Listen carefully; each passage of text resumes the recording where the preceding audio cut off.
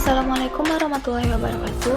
Saya Latifah Azhar Yosefa dengan nomor WP 20010047.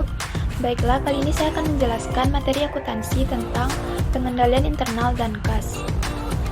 Baiklah, yang pertama yaitu jelaskan definisi pengendalian internal, yaitu standar yang digunakan perusahaan dalam mendesain, menganalisis, dan mengevaluasi pengendalian internal.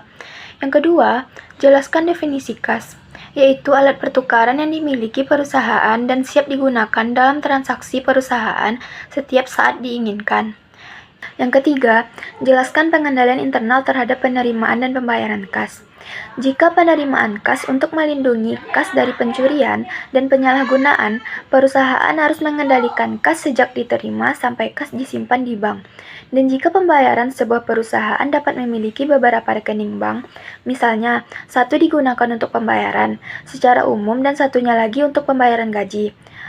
Untuk setiap rekening banknya, perusahaan biasanya membuat satu akun buku besar tersendiri.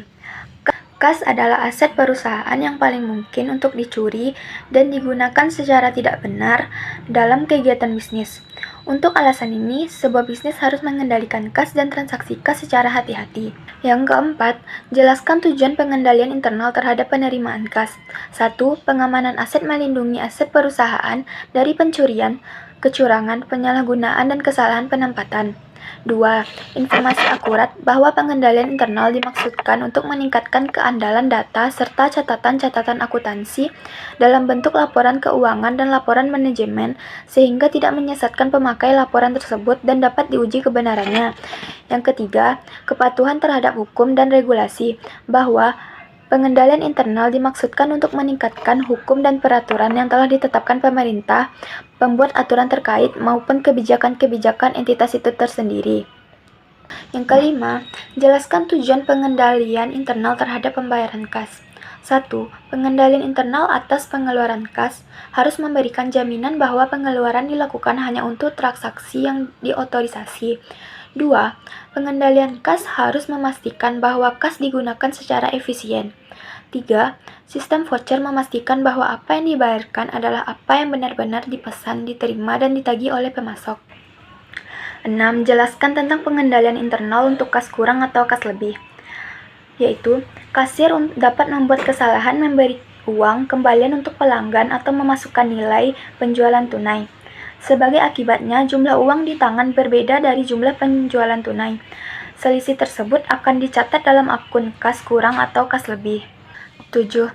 Jelaskan tentang pengendalian internal untuk kas yang diterima melalui cek dan giro, yaitu kas diterima melalui cek atau giro ketika pelanggan membayar tagihan mereka. Kebanyakan faktur perusahaan dirancang agar para pelanggan mengembalikan potongan faktur yang berisi jumlah tagihan yang disebut slip pembayaran bersama dengan lembar pembayaran mereka.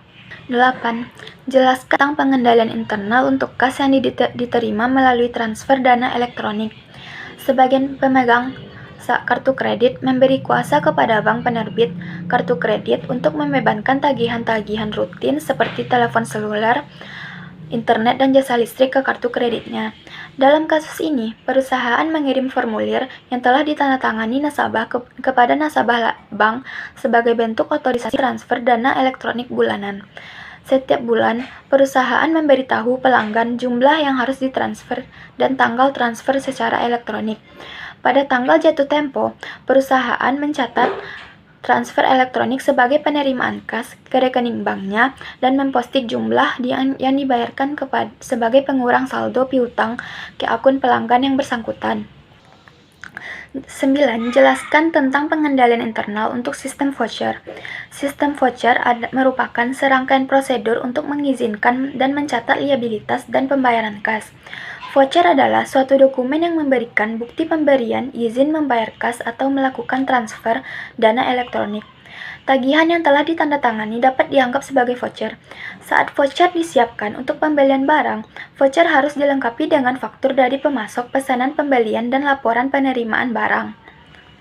Baiklah, hanya itu yang dapat saya jelaskan. Apabila ada kesalahan kata, mohon dimaafkan. Assalamualaikum warahmatullahi wabarakatuh.